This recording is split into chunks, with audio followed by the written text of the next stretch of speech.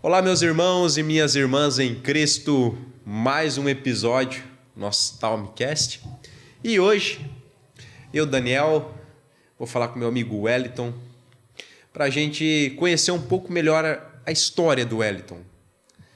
Como foi a conversão, o que ele faz, né? Enfim, várias curiosidades para você que nos segue, conhecer um pouco mais da nossa vida e entender um pouco do nosso ministério com Deus. E aí, Wellington, quem é Wellington Mafra?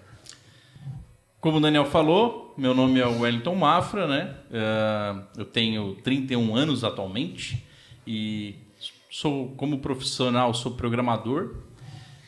Estou nessa profissão desde os meus 18 anos, faz um bom tempo já. E sou casado com a Tabata e pai do Breno. Atualmente eu frequento a igreja Onda Dura, fazem já um pouco mais de 2 anos e a gente cuida do ministério, a gente tem um ministério que participa, né? Serve no ministério de casais, a gente cuida de alguns casais e tem sido um tempo muito bom. Mas você não se converteu na onda, né, Wellington? Como foi a tua conversão? Que ano foi? Consegue falar pra gente um pouquinho? Na verdade foi o seguinte, quando eu tinha 14 anos, qual foi o ano? Deixa eu pensar. Nem lembro 2006, mais. 2007, sei lá. Eu tinha 14 anos. Tinha uma igreja, eu morava num bairro bem rural, lá em Tubarão, era bem distante, pelo menos do centro, né? Era uma região bem rural, hoje já está mais evoluída, com certeza. E na rua da minha casa, assim, coisa de 50 metros, tinha uma igreja Assembleia de Deus. Certo. E eu não frequentava, ninguém da minha família frequentava, assim. Daí o que aconteceu? Eu gostava muito de jogar bola na rua, né? Tinha 13, 14 anos, gostava muito de jogar bola na rua. E chegava um determinado horário, passavam 2 meninas para ir para a Assembleia de Deus. Então eu e meus amigos começamos a demonstrar um certo interesse pela igreja. Pelas irmãs da igreja. Pelas irmãs da igreja. E só que em paralelo a isso, a minha mãe, ela visitava algumas igrejas. Assim, eu me lembro que a gente foi algumas vezes numa quadrangular. Chegamos aí até uma vez na Deus e Amor, assim. Eu me lembro que minha mãe estava visitando várias igrejas. A tua mãe ainda não era Não. evangélica. Ninguém da minha... Era católica. Minha mãe era católica, é isso. O único que tinha sido da igreja era o meu pai, mas porque ele ia quando era criança. Quando ele com 12 anos, eu acho que ele nunca mais pisou na igreja, dos 12 anos para frente ali. E aí, nesse tempo, eu comecei a visitar a igreja por conta dessas meninas que passavam na frente de casa. Nisso também a minha irmã começou a frequentar a escolinha das crianças. E ela frequentava, acho que era no domingo de manhã, junto com a escola bíblica dominical, tinha a escola das crianças. A gente ficou um tempo assim, visitando e tal. Eu, né, visitando, comecei a participar dos jovens. Me lembro que até fui na frente ali como ato simbólico de aceitar Jesus, mas eu tenho certeza que eu não me converti nessa época. Meu interesse era somente nas irmãzinhas. E aí o tempo passou, assim, eu continuei frequentando, foi muito bom. E fiquei um tempo indo na igreja pelo lado social. Estava tudo muito legal, mas até então eu não tinha tido um encontro verdadeiro com Cristo. E eu me lembro que uma vez, lá em Tubarão, a Assembleia de Deus de Tubarão, quando eles não tinham o templo sede novo, né, que hoje já nem é tão novo, né, mas na época eles estavam em reforma, eles faziam os congressos de jovem num lugar chamado SEDUP, Centro de Educação Profissional, né, um espaço lá em Tubarão, eles faziam lá no auditório do SEDUP. E teve um cantor lá, que eu não me lembro quem foi ao certo, às vezes eu acho que foi David Keelan, mas não tenho certeza. Mas era alguém que cantava O Poderoso Deus. Tinha mais alguém além desse. O David Keelan também cantava, mas eu acho que era um cantor famoso da época. E cara, eu me lembro, e uma das características dessa música é que eles ficavam tocando minutos e mais minutos a mesma coisa, né? Que era só Poderoso Deus. Mas eu me lembro que foi nesse louvor que foi a primeira vez que de fato eu senti a presença de Deus. Para mim, assim, quando eu puxo na minha memória, eu tenho esse momento como um encontro de verdade, assim. E de lá para cá, Aí depois nesse tempo eu já meio que conhecia a Tabata, a gente conversava mais ou menos ali. E de lá para cá foi uma caminhada constante com Cristo, né? Sempre lendo, orando e tentando aprender mais de Cristo. E isso foi ali pelo ano 2000 e pensar, 10 talvez, 10, 9, não lembro. E aí de lá para cá, aí conheci a Tabata, começamos a namorar, noivamos e casamos. A Tabata, tua esposa, já era evangélica. Ela vai na igreja desde criancinha. Desde berço praticamente. Desde berço, E isso, aí nós casamos em 2013. Eu e a Tabata casamos em 2013. 11 anos. E em 2017 foi quando eu recebi uma proposta de emprego aqui na região de Joinville. Então, em 2017, a gente vem para Joinville e a gente vai morar no Costa e Silva e começamos a congregar na sede, no Getúlio Vargas ali. Na Assembleia de Deus ali da Getúlio. Assembleia de Deus da Getúlio. Tempo Central. Exatamente. Quando chegamos ali, começamos a frequentar, principalmente assim, né? A gente frequentava vários cultos, mas eu comecei a servir no culto de quinta-feira, no louvor, que era o culto da Vitória, que quem dirigia o culto era o pastor Rodrigo. Sim, me lembro. Pastor Zaço, a gente gostava muito dele. Está nos Estados Unidos hoje, né? Isso. E aí, 2019, final de 2019, a gente se mudou, veio aqui para Araquari. Na verdade, a gente se mudou em 2020, uma semana antes da pandemia. Mas 2019 a gente estava já, no final de 2019 nós já estávamos nesse processo. E aí 2020 deu a pandemia. A gente foi obrigado a ficar meio que desigrejado, né? Sem frequentar a igreja, era só culto online, essas coisas no começo. Só que quando começa a voltar os cultos, a gente não volta mais para a sede. A gente começa a participar na Assembleia de Deus ali do Nova Jerusalém, que fica no São Roque. Né? Fica no São Roque. Que era quem dirigia ali era o pastor Esdras também, um pastor que a gente ama muito, gostava muito do pastor Esdras, gosto ainda, né? Também está nos Estados Unidos.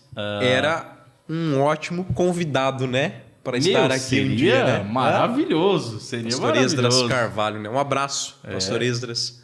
E, inclusive, ele tem um curso, foi uma propaganda grátis, ele tem um curso de oratória maravilhoso no Hotmart. Procure aí, ó. Muito pastor bom. Esdras, é assim que se prega. Pode botar no Google aí que vai... Maravilhoso, né? O homem é bom, o homem é bom. E aí, 2020, começamos a frequentar ali por conta da Jane, né? A cunhada do Daniel, que ela também era do Ministério de Louvor da sede. Ela foi para lá, me convidou algumas vezes para a gente participar, servir juntos ali. Acabei gostando do Esdras, da igreja, foi muito receptivo, uma igreja muito boa ali.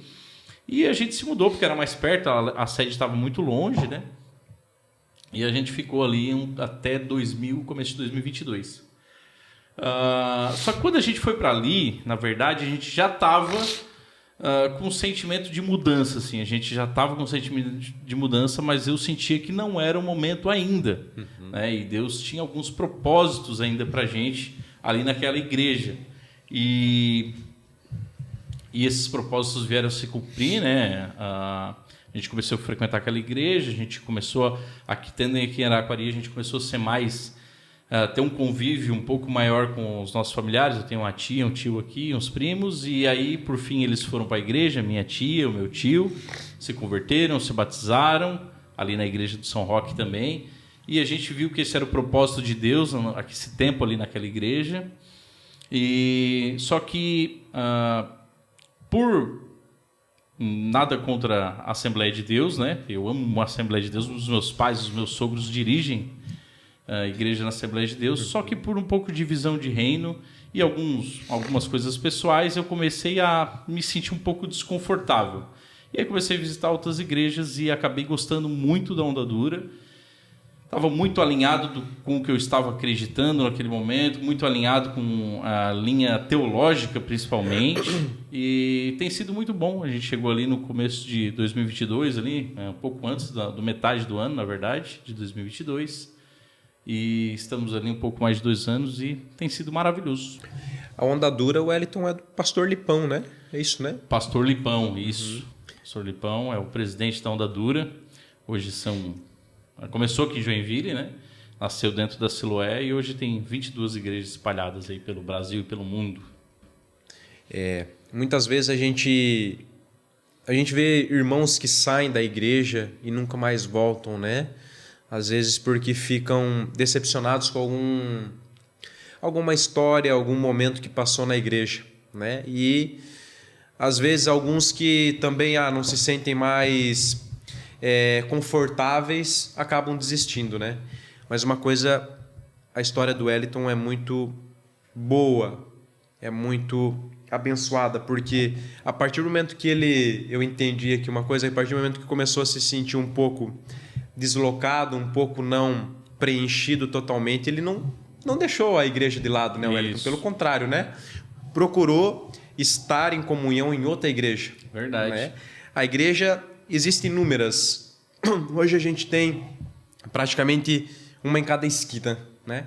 E sempre ministérios diferentes, com uma pregação do evangelho às vezes diferente uma da outra, mas sempre vai alcançar o teu jeito, o teu jeitinho.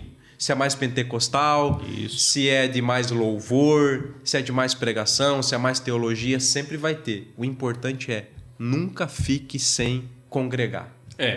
Isso que o Daniel está falando é muito importante porque a Bíblia, né, o apóstolo Paulo é muito claro quando ele diz que nós somos um corpo formado por vários membros, né? Aí. Então, quando o membro ele se afasta, ele se separa do corpo, ele vai atrofiar, ele vai morrer. Então, o corpo alimenta os membros, né? A circulação do sangue é quando o membro está conectado ao corpo. E quando a gente se separa do corpo, a gente tende sim a esfriar e a morrer. E nesse assunto que a gente entrou aqui de mudança de igreja, nem era o propósito de a gente falar disso aqui, mas surgiu. Um conselho que é muito importante, se você, por um acaso, se sente dessa forma que eu falei, deslocado, não bate mais com linha teológica, e você está procurando uma nova igreja, muito importante, procura na página da igreja, no Instagram, confissão de fé. Leia a confissão de fé da igreja, vê se está de acordo com a Bíblia, vê se tem alguma coisa estranha, se ela chama um pastor, alguém daquela igreja, tira suas dúvidas. Porque às vezes a gente vai para a igreja porque é um lugar legal, às vezes a gente vai para a igreja porque tem algum pastor, um pregador famoso, mas a gente se esquece de que ali é da onde sai o nosso alimento. Exatamente. E se a gente não se preocupa com o que a gente vai comer, a gente pode começar agora a passar mal, ser mal nutrido, né? Ser mal nutrido, e isso vai prejudicar a nossa caminhada com Cristo. Exatamente. É que nem um comparativo, uma vez que certo pregador falou, somos brasa. E quando estamos no braseiro, estamos sempre aquecidos. Estamos sempre queimando. Quando saímos de perto do braseiro e nos afastamos a brasa, perde o calor. Assim é aquela pessoa que deixa de congregar. Então, não deixe de congregar, né? Sempre busque estar em comunhão com alguma igreja. E voltando ali no assunto ali, Wellington, você falou que você tocava na igreja. Quando começa o teu ministério de músico? Em que idade você começou a tocar instrumentos? Certo. Meu pai sempre tocou, sempre não, né? Ele ganhou um violão com 20 anos. Meu pai ganhou um violão quando ele fez aniversário de 20 anos, se não me engano. Então isso já quebra um pouco aí do que o pessoal fala que tô muito velho para aprender a tocar violão. Gente, é comprovado que instrumento musical é horas de dedicação, não tem idade, só se dedicar. Então meu pai ganhou um violão com 20 anos de idade e começou a tocar. E eu, quando eu nasci e criancinha, comecei a acompanhar meu pai. Ele participava muito de rodas de violeiro, que é nesses ambientes mais rural, como se fossem festas comemorativas, assim, rural, caipira, vamos botar assim. E eles tocavam, se apresentavam, e eu acompanhava o meu pai. E acabava que, pelo exemplo, né? E também faz total sentido o que a gente vem falando aqui sobre o Talmicast, de seguir pelo exemplo. Aí eu comecei a despertar um certo interesse. Eu me lembro que a primeira música que eu toquei, eu tinha 9 anos. Toquei assim, sem embabacar nem nada, toquei certinho, né? Eu tinha 9 anos, era uma música sertaneja do Rio Negro e Solimões. Eita! 9 anos de idade, olha aí, ó. Um baile já. Já estava no caminho certo, né? E com 11 anos eu ganhei uma guitarra de aniversário E na época eu não era crente, né? Então comecei a tocar na escola, e tocava CPM 22, Detonautas. Gostava muito de rock brasileiro, gostava muito mesmo. E aí me converti ali com uns 14 para 15 anos e tive a felicidade de participar da primeira banda daquela igreja, porque eu me converti numa igrejinha de madeira, bem rural, e nunca tinha uma banda. As irmãzinhas cantavam o hino da harpa no gogó. Então, eles iam lá e cantavam no gogó. O som da igreja... Eu me lembro que quando eu comecei a frequentar, o som da igreja era um sonzinho assim, aquele sonzinho de mão, sabe? Sim. Botava o playbackzinho ali no púlpito ali e cantava, né? E eu me lembro que assim que eu me converti, se converteu outras pessoas, um baterista e outras pessoas que tocavam também. Então eu tive a felicidade de fazer parte da primeira banda que aquela igreja da Assembleia de Deus, lá em Tubarão, no bairro Bom Pastor, teve. Então meu ministério assim, na igreja começou com 15 anos ali, quando eu comecei a tocar de fato. E de lá para cá, tenho servido na área do louvor desde então. Assim, são 16 anos consecutivos. E daí toca violão, baixo e teclado. Teclado, né? E tudo isso aprendeu praticamente sozinho. Sozinho. Eu comecei a tocar violão, né? Violão, como eu falei, depois eu ganhei uma guitarra. Foi meu instrumento principal por um tempo, a guitarra. Até que nessa primeira banda tinha um cara que chamava Cláudio. Ele tocava baixo muito bem, muito bem. Ele tinha sido músico profissional e ele estava lá. E ele se mudou para Imbituba, que é uma cidade ali, aqui de Santa Catarina também. Se mudou para Imbituba e nessa época ficou sem baixo. Meu pai tocava violão, tinha o Wagner que tocava bateria. E aí eu tocava mais guitarra, mas estava um furo no baixo ali. E aí quando eu peguei o baixo na mão pela primeira vez, e cara, foi um amor assim, a primeira tocada ali. Então eu gostei muito, aí comecei a estudar de forma sozinho mesmo, até porque na época não tinha internet. Sim. Até tinha, mas eu não tinha acesso. Então, se eu queria ver um vídeo de baixo, alguma coisa assim, de aula de contrabaixo, tinha que botar carregar 2 da tarde do sábado para assistir no domingo à noite. Então, fora que eu morava no interior, né, também não tinha aquela renda toda para fazer aula, né?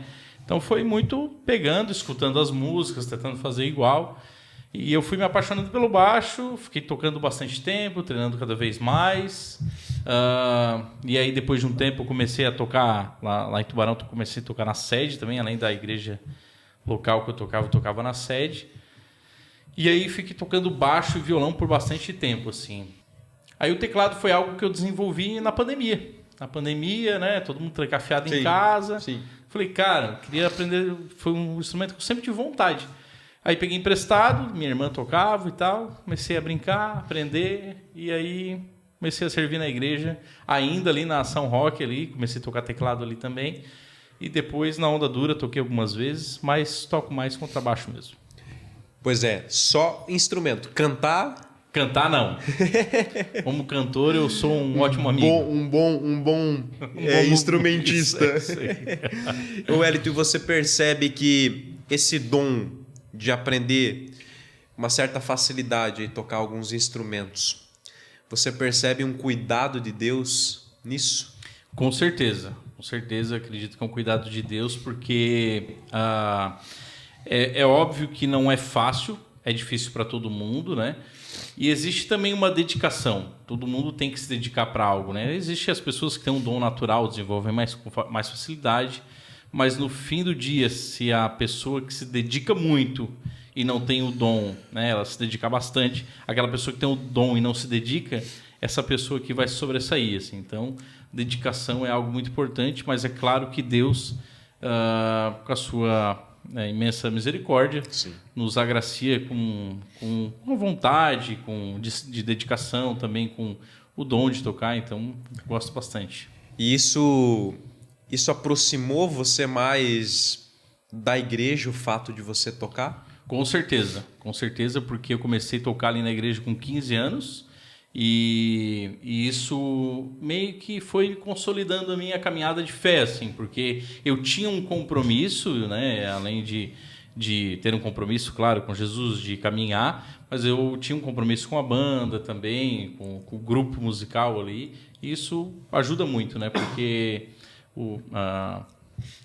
traz esse senso de responsabilidade, sim, né? e tu tem que se dedicar, se desenvolver. Isso é muito interessante, com certeza. Que bom, né? E nessa caminhada de fé, né? Lá dos seus 14 anos até agora nos 31, teve um momento chave que você teve uma experiência com Deus? Tiveram alguns, assim. Esse foi o primeiro que eu comentei, foi lá nesse evento de jovens, né? No congresso, né? Foi a primeira vez, assim. Só que, cara, eu acho muito legal, assim, e sou agraciado por Deus nesse sentido de ter me convertido num ambiente pentecostal, né? Certo. Porque é muito fácil a gente dizer que as coisas não existem se a gente não vivenciou, né? Agora, para mim que vivenciei, é impossível dizer a mesma coisa que eu falar que o mel é salgado. Não posso dizer que é salgado porque eu já comi, eu sei que ele é doce, né? E principalmente no começo da minha caminhada, ainda presenciei muitas coisas de curas, sinais, maravilhas, manifestação. E essas coisas, elas me impressionavam. Primeira coisa, eu trazia essa impressão assim, tipo, impactante, o que está acontecendo? E só que isso me atraiu para me buscar mais a Deus. Então, meus pais, meus amigos mais antigos sabem o quanto eu tinha vontade de ver alguém manifestando, e isso eu era adolescente, só vou deixar muito claro, porque eu tinha vontade de orar por aquelas pessoas do tipo assim, cara, eu quero ser agraciado pela autoridade de Jesus e orar por essa pessoa. Me lembro que uma vez eu estava numa reunião de oração na casa do irmão Joel, que ele abria casa para nós orar lá no Lajeado, Tubarão, que é um bairrozinho lá. E uma vez nós estávamos orando e alguém bateu na porta que tinha uma pessoa manifestada ali na vizinhança e tal, e isso era de madrugada já. E aí não deixaram eu ir. Eu fiquei muito frustrado. Mas esses sinais, como eu falei, me atraíram, assim, porque na minha juventude eu fui alguém que subiu muito no monte. A igreja que eu ia tinha essa cultura de ir no monte. E eu vivenciei coisas muito boas. Inclusive, uma vez, de forma muito resumida, assim, meu pai teve um problema na visão e tal, e isso também foi muito importante, porque assim, os sinais e maravilhas, os milagres, eles são importantes para que Deus seja glorificado. Isso é o mais importante. Meu pai estava começando aquela caminhada, não tinha aceitado Jesus ainda, e aí ele teve um problema, acho que caiu um produto químico que ele não estava enxergando, assim.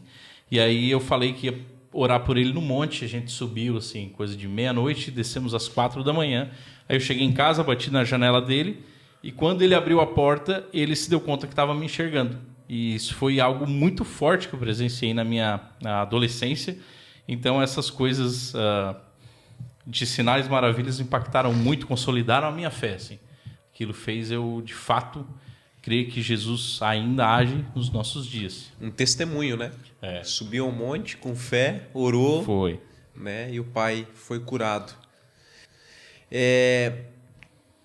O tempo que eu te conheço, eu sempre vi um Wellington assim, que sempre pronto a servir. Sim. Principalmente o reino, né? Há poucos dias atrás aí a gente teve a catástrofe lá no Rio Grande do Sul e você foi para lá numa viagem missionária. Né? Como foi o Wellington servir aquele momento, aquele povo lá naqueles dias que vocês ficaram lá? Cara, isso foi um negócio que assim, eu tenho uma certa dificuldade com empatia com acontecimentos distantes. E eu via aquelas notícias, via tudo aquilo na internet, na televisão, e eu falava para a Tabata assim, cara, eu sei que esse povo está sofrendo, mas eu não consigo sentir isso, eu não consigo ter essa empatia à distância, eu preciso ir lá. Meu coração precisa ver, os meus olhos precisam ver, meu coração precisa sentir isso que está acontecendo, porque não é justo eu estar aqui distante, confortável e dizer que sinto por aquele povo e não estar vivendo aquilo, sabe? Então, eu estava sendo incomodado muito por isso e aí, junto com algumas pessoas do meu grupo de casais ali, alguns homens, né, a gente foi para lá. E aí, quando a gente chegou numa sexta-feira bem à noite, assim. Quando a gente chegou lá foi muito impactante, assim, porque estava tudo muito escuro.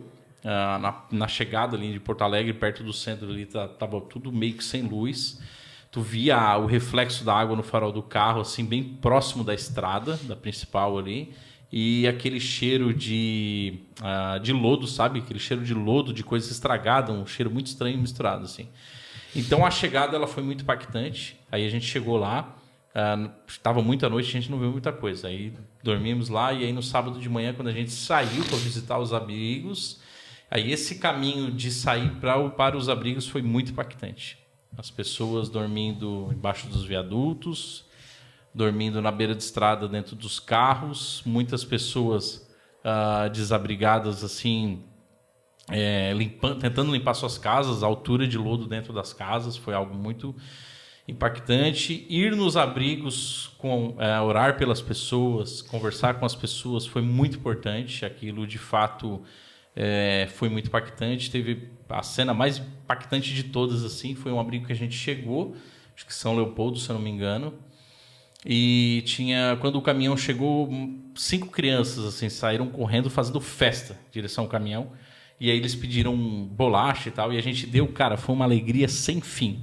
Depois a gente tomou uma mijada da mulher do abrigo lá, que não era para dar comida direto para as crianças, porque eles faziam distribuição igual e tal, a gente entendeu. Mas ver aquela cena foi maravilhosa, assim. E o Lipão, né, foi junto lá e ele ministrou o evangelho, várias pessoas aceitaram Jesus em todos os abrigos. E eu saí de casa e falei para a Tata, um dos meus propósitos é, claro, vou servir aquele povo, o pessoal dos abrigos, mas eu preciso pregar lá. Eu saí de casa com essa vontade, eu preciso ministrar lá. Só que, cara, o Lipão estava junto, e aí o Lipão foi pregando, e maravilhoso, o homem prega demais, né? E as pessoas foram aceitando Jesus. E na hora que a gente for sair para o último abrigo, o Lipão informou que ele não iria com a gente no último abrigo. Ele iria visitar um irmão que era da Onda Dura e estava desabrigado. Tinha sido atingido e tal. E aí eu falei, é a oportunidade. Aí nesse último abrigo a gente descarregou o caminhão, fez a entrega das coisas. E aí a gente reuniu o pessoal e eu pude levar uma palavra, fazer uma oração. Assim, foi algo muito impactante. Fiquei muito feliz, foi uma experiência extraordinária. Assim. Uma experiência de vida imensurável, né? Ajudar o próximo, né? Num momento tão difícil, né? Wellington, hoje, para a gente encerrar, uma última mensagem para aqueles que nos assistem, para aqueles que querem buscar mais a Cristo, para aquelas pessoas também que já entenderam o seu ministério nessa terra, mas elas ainda precisam de uma direção, né? Para onde seguir, o que seguir, no caso, como anunciar o evangelho. Às vezes a pessoa ela já sabe que ela tem esse dom, essa vontade, mas ainda ela não entendeu a forma que ela vai fazer isso. Você que está já desde os teus 14 anos aí servindo a Cristo, qual o conselho que você dá a essas pessoas? O conselho que eu dou é o seguinte, é o que eu mais percebo nessa vida desse tempo, na minha caminhada de igreja, e o que eu mais percebi foi que as pessoas elas ficam esperando Deus falar com ela através da vida de alguém para então elas se moverem para alguma coisa, né? Então, tipo assim, ela fica em oração, Deus fala comigo, o que eu preciso fazer, qual é o meu chamado, e aquilo que a gente já falou, né? Todo crente é chamado a anunciar o evangelho. Então, o meu conselho é: sirva o reino onde precisa, onde você acha que tem habilidade, e Deus vai te mostrar o seu chamado, né? Vou dar um exemplo, quando ali em Atos capítulo 1, quando Jesus ele dá as últimas palavras aos discípulos e Jesus ascende aos céus, os discípulos ficam ali olhando para cima, vendo que talvez se Jesus iria voltar naquele momento, eles estavam naquela expectativa, e a Bíblia diz que um anjo chega e fala para eles: o que vocês estão fazendo aí olhando para cima? E depois a conversa se desdobra, eles saem e vem o Pentecoste, eles passam a anunciar o evangelho. O que a gente aprende com isso? Jesus vai voltar. Sim. É fato. Só que Jesus espera que a gente espere ele de forma ativa. E o que é esperar de forma ativa? É esperar servindo o reino. Se a gente esperar de forma passiva, a gente vai esperar Jesus com os braços cruzados dentro da nossa casa sem servir ninguém, sem servir o nosso próximo, sem servir a nossa igreja. Então a gente tem que fazer uma espera ativa, né? Então começa a servir na sua igreja, seja na mesa de som, seja na música, seja para limpar o banheiro, seja para cumprimentar as pessoas na hora da chegada. Se você tiver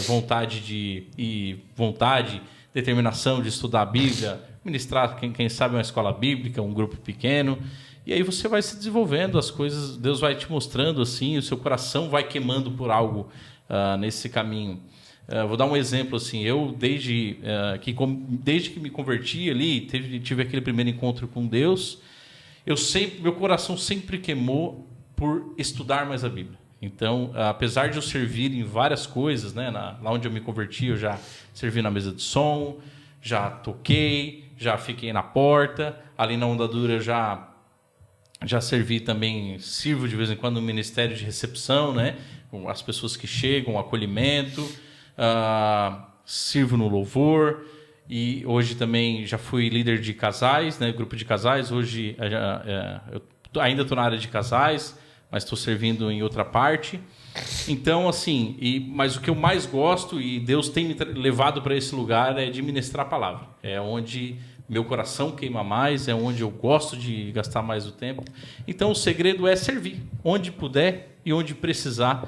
Quanto mais a gente serve, mais a gente descobre qual é o nosso dom. Essa é a grande verdade. É isso aí, pessoal. Hoje a gente encerra o nosso episódio por aqui, né? Para você que nos assistiu, agradecer, e a gente contou um pouco da história nossa para vocês, do Wellington hoje, para vocês conhecerem um pouco mais de nós, para vocês verem que a gente tem essa intenção de trazer a palavra até vocês, vocês ficarem pensando quem são esses dois, né? O que estão trazendo aí para a gente, de onde que eles vêm, quem são, o que fazem.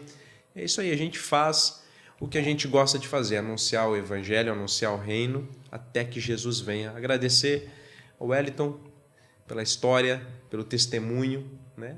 Amém. E continua seguindo a gente. Não esqueça de dar o like, comentar. Deixa aí a sugestão de episódio, o que você quer. Compartilha para o máximo de pessoas que você puder. Um abraço, pessoal.